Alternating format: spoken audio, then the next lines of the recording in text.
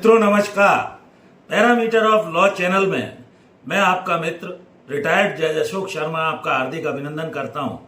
आज मैं निष्पादन की कार्यवाही एग्जीक्यूशन पिटीशन क्या होती है, कितना इसका लिमिटेशन है, कहां लगाई जा सकती है, इन सब विषयों पर इस महत्वपूर्ण वीडियो में चर्चा करने जा रहा हूं। वीडियो अत्यंत महत्वपूर्ण है, शुरू से अंत तक देखिए। एग्जीक्यूशन के बारे में आपने सुना होगा, जब भी कोई सिविल मामला, क्रिमिनल मामला जिसमें एग्जीक्यूशन अर्थात कोई भी ऑर्डर या निर्णय होता है उसका पालन कराने को निष्पादन कार्यवाही कहा जाता है। ये सिविल का एग्जीक्यूशन ऑर्डर 21 सीपीसी में दिया गया है, सिविल प्रोसीजर कोड 1908 में इसकी पूरी प्रक्रिया बताई गई है। क्रिमिनल का भी एग्जीक्यूशन होता है और कोर्ट के जो भी आदेश या डिक्री है उसका एग्जीक्यूशन के लिए अलग से एग्जीक्यूशन फाइल करना होता है। उसी न्यायालय में इसको लगाना पड़ता है और 12 साल के अंदर ऑर्डर पास होने के आप इसको एग्जीक्यूट करा सकते हैं, यह आपको जानना चाहिए। डिक्री जब भी पास होती है उसी न्यायालय में जहां से डिक्री पास हुई है संभवतः, और मान लीजिए जो जजमेंट डेटर है जिसके खिलाफ ये डिक्री पास हुई है बाहर कहीं रहता है, तो एक ट्रांसफर सर्टिफिकेट उस कोर्ट से आपको लेना होगा। इसके अंदर जो पावर्स है कोर्ट की वो ये है कि बैंक अकाउंट को, सैलरी को और कोई भी चीज को अटैच करने के आदेश दिए जा सकते हैं। पुलिस के द्वारा भी इसका एग्जीक्यूशन कराया जा सकता है, रेवेन्यू अथॉरिटीज के द्वारा भी नायब तहसीलदार, तहसीलदार, एसडीओ हो सकते हैं, थ्रू एसडीएम पुलिस एग्जीक्यूशन कराया जा सकता है। तो सिविल केस का जो डिक्री होल्डर होता है जिसके पक्ष में वो आदेश या निर्णय दिया गया है वो डिक्री होल्डर कहलाता है, और जजमेंट डेटर जिसके अगेंस्ट ये निर्णय सिविल कोर्ट के द्वारा दिया जाता है। तो कई तरह की स्थिति बन सकती है और किसी भी लेडी को सिविल जेल वैसे और लोगों को भेजा जा सकता है लेकिन लेडी को जेल नहीं भेजा जा सकता, ये आपको जानना चाहिए। दूसरा, एग्जीक्यूशन कराने का जो खर्चा है वो कोर्ट में आपको जमा करना पड़ेगा। वारंट ऑफ अरेस्ट भी कोर्ट जारी कर सकती है, अपोजिट पार्टी को, दोनों पक्षों को सुनेगी।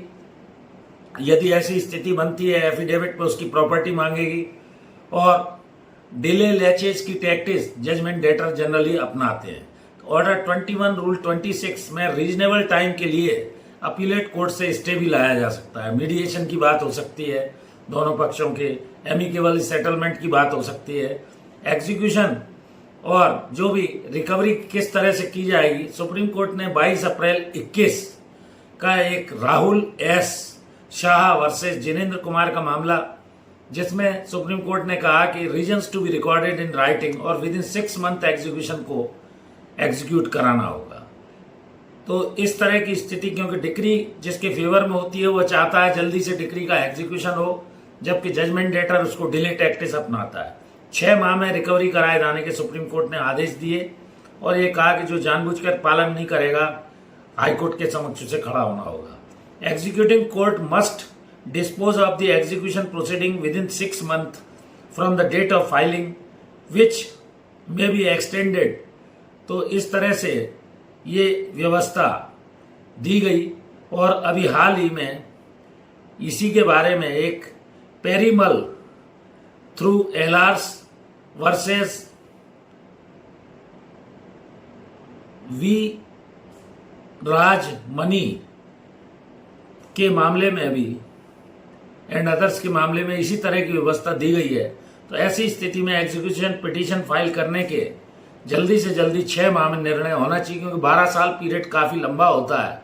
फिर भी ये व्यवस्था इसलिए दी गई है कि निष्पादन की कार्यवाही में लोगों को बहुत समय लग जाता है, कोर्ट भी आराम से करती है। तो प्रयास ये रहना चाहिए, जैसा कि सुप्रीम कोर्ट के निर्देश हैं, 6 माह के अंदर एग्जीक्यूशन को फाइल करने के बाद कोशिश करके, प्रयास करके एग्जीक्यूट करा लेना चाहिए। तो ये मैंने डिक्री होल्डर और जजमेंट डेटर और क्रिमिनल के बारे में, एग्जीक्यूशन के बारे में आपको बताया। ओरिजिनल कोर्ट से ही होगा ये, और जहां से ऑर्डर पास हुआ है पिटीशन तत्काल फाइल कीजिए। जैसे ही ऑर्डर डिक्री बनती है, होती है, ट्रांसफर सर्टिफिकेट ले सकते हैं दूसरी जगह अगर जजमेंट डेटर रहता है, और अटैचमेंट की कार्यवाही भी करा सकते हैं। पुलिस की सहायता ले सकते हैं, रेवेन्यू अथॉरिटीज की सहायता ले सकते हैं। ऐसा ऑर्डर कोर्ट से करा लेना चाहिए। बैंक अकाउंट उसका सीज हो सकता है, सैलरी रोकी जा सकती है, प्रॉपर्टी अटैच की जा सकती है, घर का कब्जा दिलाया जा सकता है। ये सारी चीजें डिक्री के एग्जीक्यूशन में क्योंकि बहुत सारे बच्चों के द्वारा ये पूछा गया कि डिक्री क्या होती है, कैसे एग्जीक्यूट होती है, इसकी लिमिट क्या है, कौन किस जगह आवेदन देना होगा क्या। तो ये डिक्री के पालन के लिए, डिक्री की पालना के लिए केस लगाना पड़ता है और उसी कोर्ट में अलग से ये केस रजिस्टर्ड होकर एग्जीक्यूशन कराया जाता है उसके द्वारा। मैंने ये छोटी सी जानकारी दी। यदि वीडियो अच्छा लगा हो तो आप इस वीडियो को लाइक कीजिए, शेयर कीजिए, मित्रों दोस्तों को भेजिए, वकीलों को भेजिए, जजों को भेजिए, समाज के लोगों को भेजिए, क्योंकि सिविल मामले वर्षों तक चलते हैं, ऐसे ही क्रिमिनल केस भी कई एग्जीक्यूशन के लिए पड़े रहते हैं। तो इसकी पालना कराइए। और सुप्रीम कोर्ट के जो judgment Rahul S Shah versus Jinendra Kumar Gandhi, जो अप्रैल 21 का केस था, और एक और केस जो मैंने अभी बताया आपको, पैरामाल एंड अदर्स का भी जो मामला है, इसको भी आप देखिए और एग्जीक्यूट कराइए। V Rajaman and others. Thank you. इस वीडियो में यहीं तक, फिर नए विषय के साथ मिलते हैं। एक और विशेष अनुरोध, मेरी धर्मपत्नी श्रीमती अर्चना शर्मा का भी एक यूट्यूब पर चैनल अर्चना आरटी आपके नाम से है, कृपया उसको भी देखिए। अगर चैनल सब्सक्राइब नहीं किया है कृपया सब्सक्राइब करें, उसके वीडियोस को लाइक कीजिए, शेयर कीजिए। मैं हृदय से आभारी हूँ और दीपावली की आपको हार्दिक शुभकामनाएं देता हूँ। धन्यवाद। इस वीडियो में यहीं तक। Thanks for watching this video. नमस्कार।